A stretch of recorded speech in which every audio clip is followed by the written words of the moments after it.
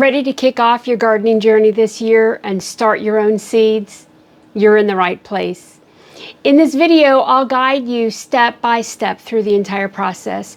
When to start your seeds, how to choose the right mix, managing lighting and watering, knowing when it's time to fertilize, transplanting your seedlings, and plenty of helpful tips along the way.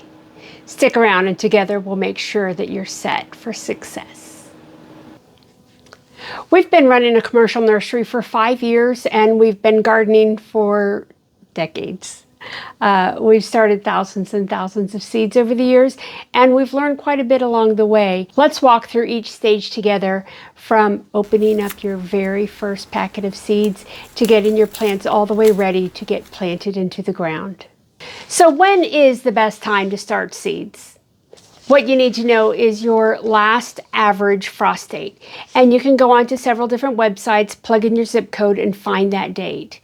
Then get your seed packets out and look at the back. And it should say something like plant indoors 4 to 6 weeks before last frost, or plant 8 to 12 weeks before last frost, or 2 to 3 weeks before last frost. Just figure out what that seed envelope says, and then count back on your calendar from your last frost date that many weeks. And that's the earliest date you should start your seeds. Let me say that one more time. That's the earliest date you should start your seeds.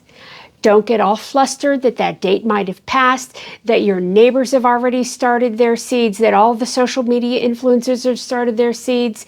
That's the earliest date. In the United States, many of us have very long growing periods. I know in Missouri, our growing period is almost 160 days. And that's really enough time almost to plant 2 full crops of things. So don't stress out, relax if it's not your last day.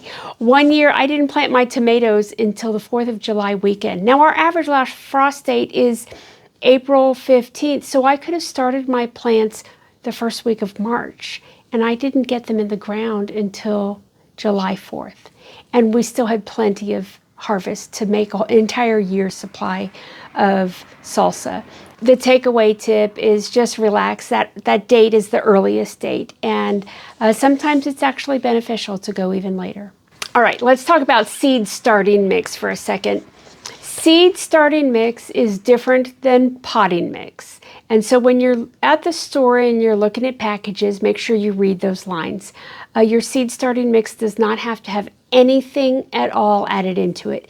It doesn't need boosters to help it grow fast. It doesn't need fertilizers. It doesn't need compost. It really just needs a sterile, soil-less, meaning no soil, soil-less media, coconut coir, peat moss. Those work. And then you need something to aerate the soil, like perlite or vermiculite. So your seed starting mixes will have that in there. If you have potting mix, you can still use that. Just go through and sift it through a hardware cloth or something to get out all of the big chunks. What you want is something that's really light and fluffy. And the peat moss or coconut coir will hold in moisture and keep your seeds moist. And then the perlite or vermiculite will add air pockets in there and bring oxygen to your seeds. And they need both of that. They need moisture and oxygen in order to grow. So too much moisture and you black out the oxygen. As you get more experience, you might want to try to make your own seed starting media, and that's what we do. We use a fine peat moss or coconut coir and perlite, and that's what we start our seeds in. But if you're just starting out, make it easy on yourself and just buy it at the store. What you do want to do is, before you start your seeds, is you need to get that media very moist. Sometimes, especially if it's peat-based, it kind of repels water when you first put it in. So you want to make sure you get it really wet. And I like to knead it like I'm kneading bread, and that kind of helps just get that moisture into the peat moss. And then I let it set for at least a half hour, and that lets the soil, the moisture kind of even out all the way through. What you're looking for is you're looking for a soil that when you grip it in your hands and then open your hands, the soil stays pretty much in its shape. And if you tight your hands real tight around it, just maybe 1 or 2 drops of water will come out. That tells you that it's the perfect moisture level to start your seeds. So you've got lots of options when it comes to picking containers to start your seeds. You might use these cell plug trays. You could use takeout containers. You can use these expanding peat pots and trays, disposable cups, soil blocks, or you can even make your own pots out of cardboard or newspaper. We prefer starting our seeds in snail rolls. We've done this now for a couple of years. We're so pleased. We've had really good success with them over the years. We have a few videos of how we do the snail rolls, and I'll put those down below if you'd like to see more. For reference, we usually transplant our seedlings into individual pots while they're still quite small, which helps us avoid some of the common issues that are associated with snail rolls. No matter how you start your seeds, you'll want to set them on some sort of tray. We usually go with these 10-20 nursery trays, but you can grab a plastic tote, an aluminum pan, or even one of those foam trays from the grocery store. The main thing is it just has to hold some kind of water. All right, now it's time to actually plant our seeds. So check again on the back of your seed packet, and it will tell you how deep to plant your seed. A rule of thumb is that the planting depth is about twice as deep as the seed is wide. Some plants, really teeny tiny seeds, they need light to germinate, and that'll tell you on the back of the seed packets. Like petunias here, they have to be surface sown, so we don't ever cover them. We don't put anything on top of them, that we make sure they get light from the first day. But the other seeds, we cover with a thin layer of vermiculite. It's got these really fine particles that make it easy for the seedlings to break through.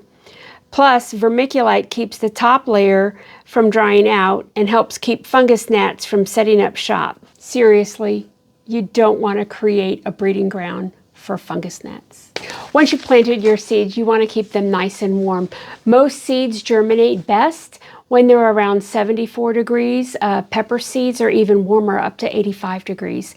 And so we place our seedlings on a heating mat.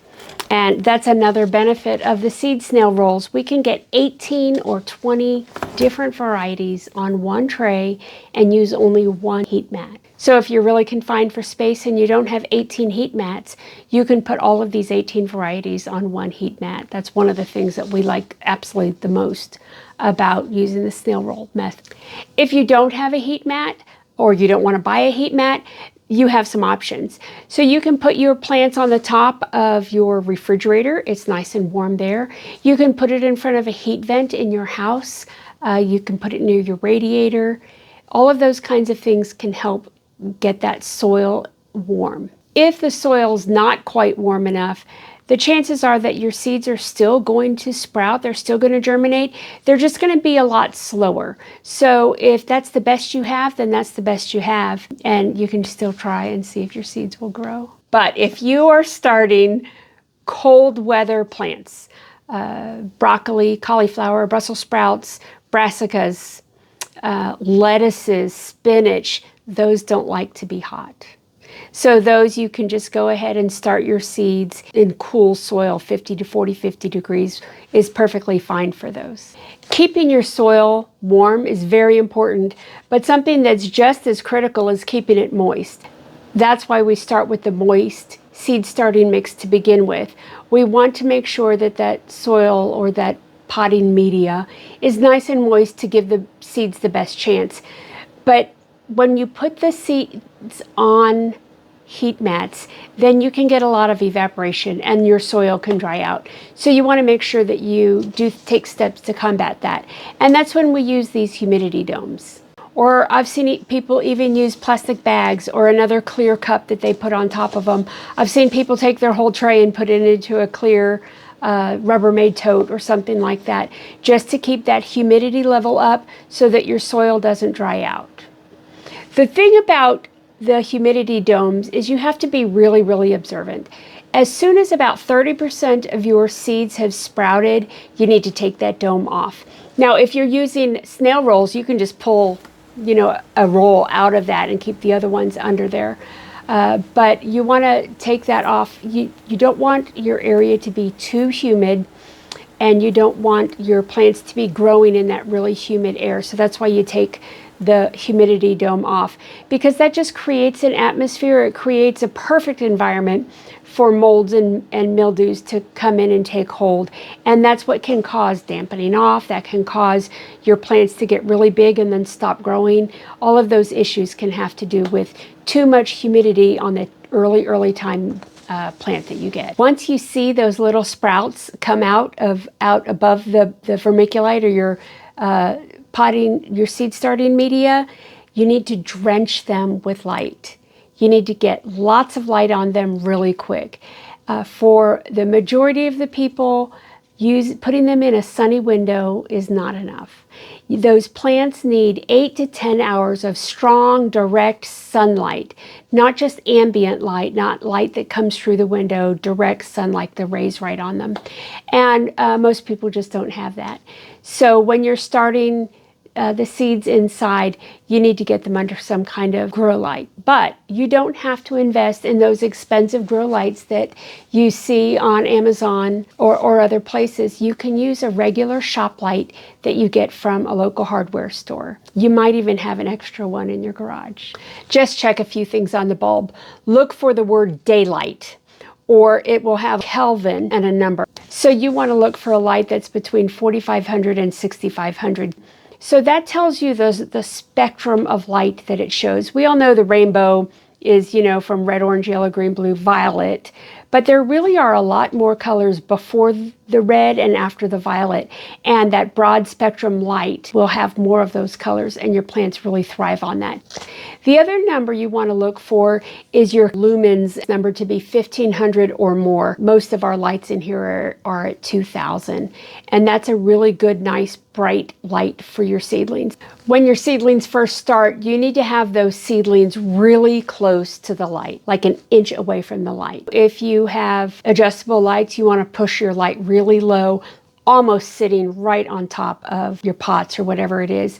Our lights here, they don't move. So what we do is we put trays or things underneath them.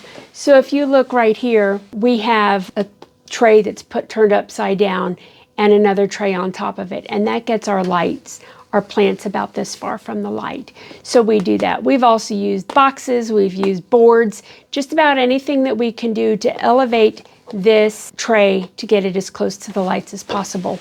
And then as the plant grows, we just remove those boards or those boxes. We want to make sure that that light is really close to the seedlings. And what that does is that prevents your seeds from becoming leggy, from getting really long. They get really long and then they get weak and they fall over. And so we don't want to do that. We want them to grow nice and stout.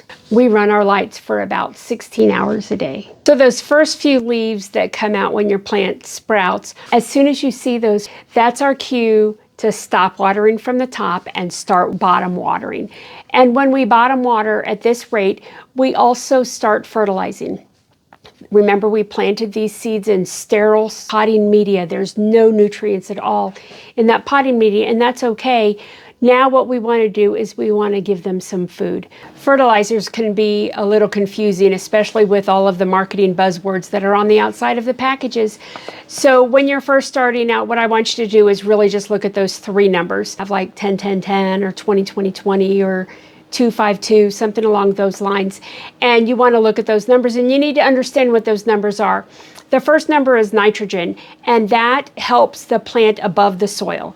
So it helps the stem and the leaves. It really nitrogen greens everything up. It gives nice, healthy leaves. The second number is phosphorus. Phosphorus is probably the one nutrient that our seedlings need most.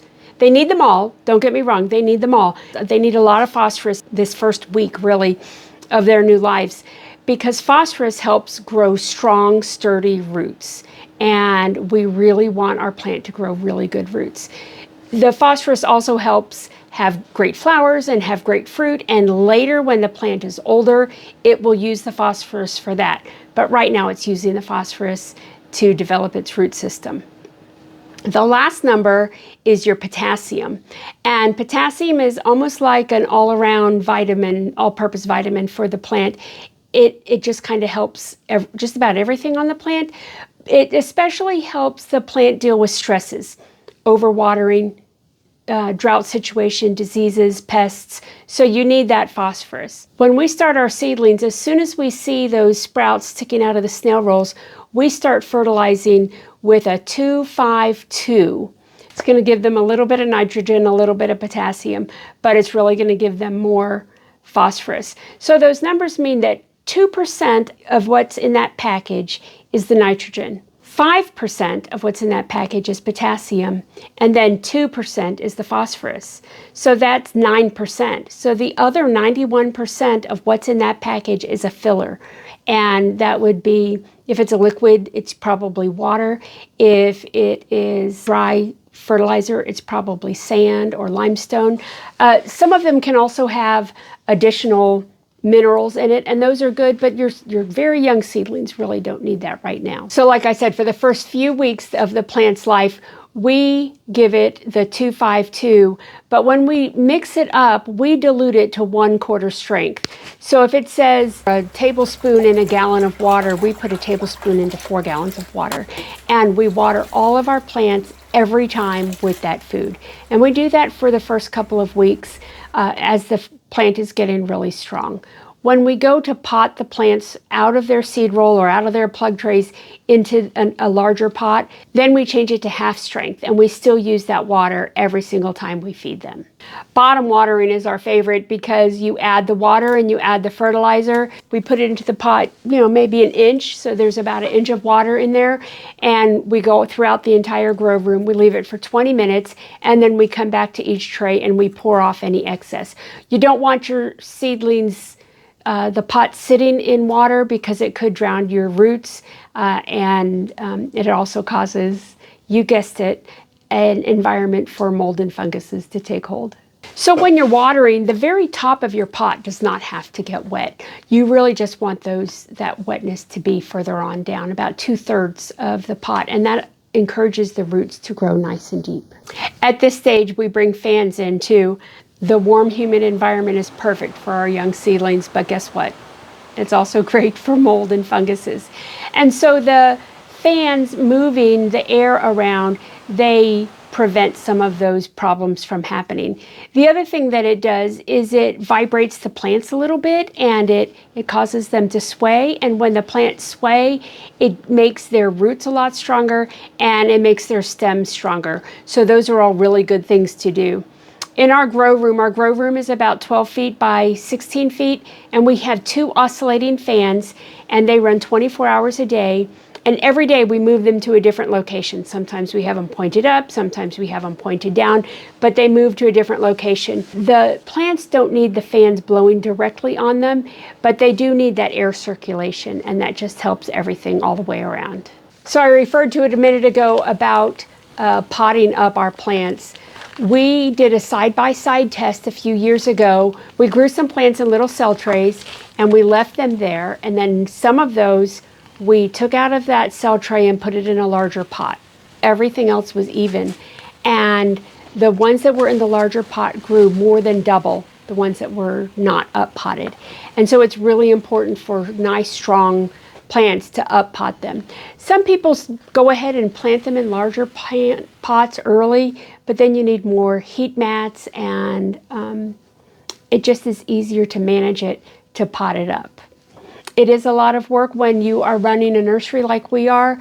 We can spend 3 or 4 days potting up plants from morning till night, but we really think that it's worth it because the quality of our plants and the health of our plants is so much better.